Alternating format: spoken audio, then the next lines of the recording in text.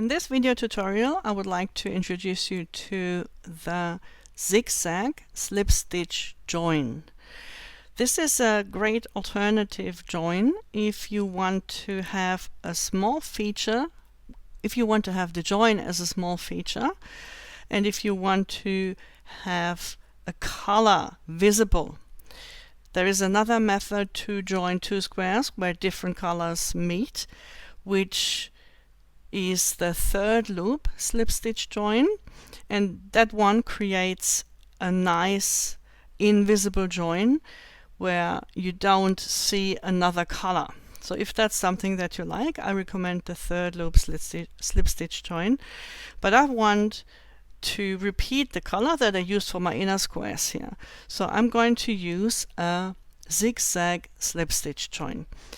Unfortunately, there are a few videos, but I'm not sure which one is the source or who invented the stitch or which showed it first. So if you know, please let me know that I can give credit. Otherwise, I'm just going to show you how to work that one here. So we start with a normal slip knot. And it's very important to keep your yarn on the side in which you work towards. We find the back loops of the first chain that is closest to the next stitch on one side and also on the other side from top to bottom, and having the yarn here at the bottom, I'm going to join those two corners. And from here it's a matter of going in a zigzag kind of way. Just decide on which side you would like to start. I'm going to start on the white side here. So I go through both loops from top to bottom and I grab the yarn and pull it through like a normal slip stitch. Then I go to the opposite side, the opposite stitch here. Also from top to bottom, grab the yarn and pull it through in a slip stitch.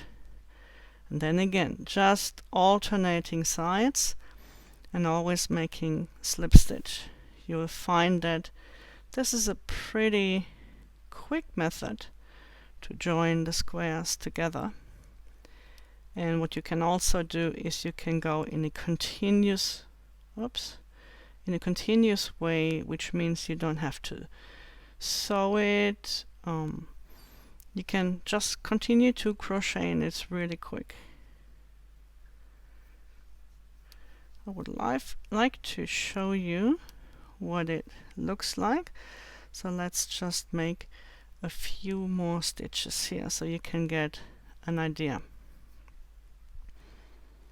And as I said, this is really to feature a color, but in a way that is not too much to distract, for example, from the border here or from a pattern, but enough to still grab the attention. And what I especially like about this slip stitch zigzag slip stitch join here is that it has a touch of a Celtic look and feel. And I'll show you what I mean in a sec.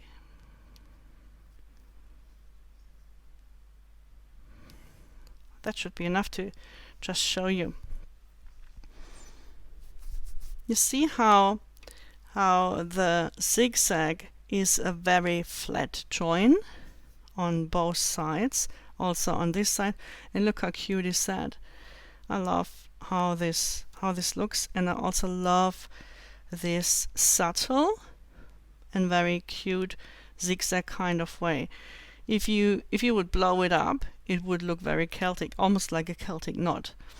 And if you go very deep, you can see it resembles a Celtic knot. That's why I think it's one of the great ways to join the wrapped in Jamie squares to feature the join color.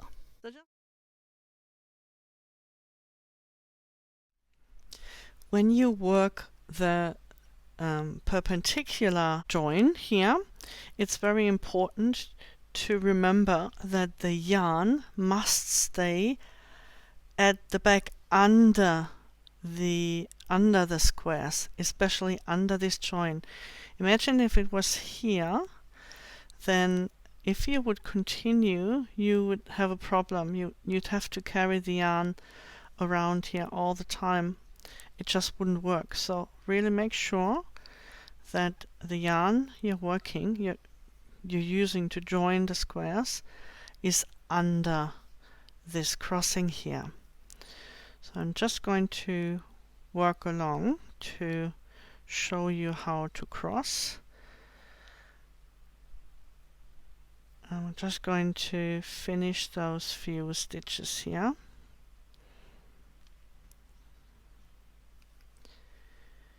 It's a very meditative join, the zigzag slip stitch join.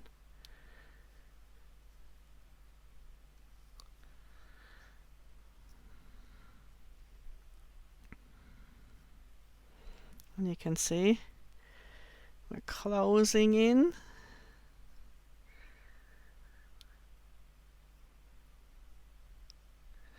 Making sure I'm not doing these too tight, so that we're staying with the same tension all the time. Here, last stitch. Oops, I got stuck. There we go. Going. So I'm finding the loop. Okay, and now I just pull this back. And I've finished on this side, so I'm going to the opposite side here. Find the corner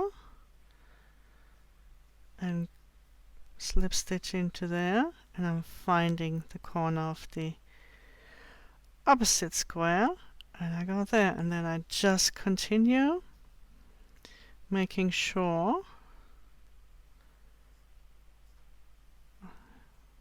this is the corner, so here we go.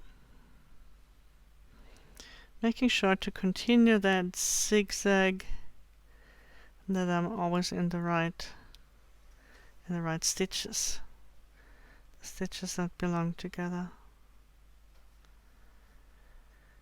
or that are opposite each other.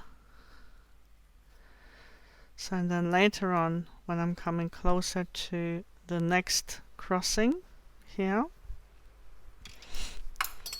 I'll make sure that my yarn is at the back again. Okay, so that's the crossing.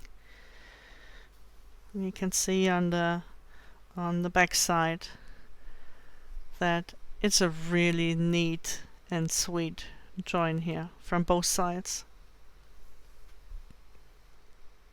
So just make a decision whether you would love to join your squares with a visible join like this one, or an invisible join, like for example the third loop slip stitch join. Either way is fine. For the stitch count for the border later on, you could also join with a normal straight slip stitch join, totally up to you. And here, just in contrast, here is the third loop join again, which creates those almost knitted looking like edges here. So like we had round 19 was the round that comes forward when we third loop in round 20. So we have this effect again if we make the third loop join. These are the two methods that you could choose, or any other method except for very fancy lazy ones that create a big ridge between the squares. These won't work for the border, for the stitch count in the border. Have fun joining your squares.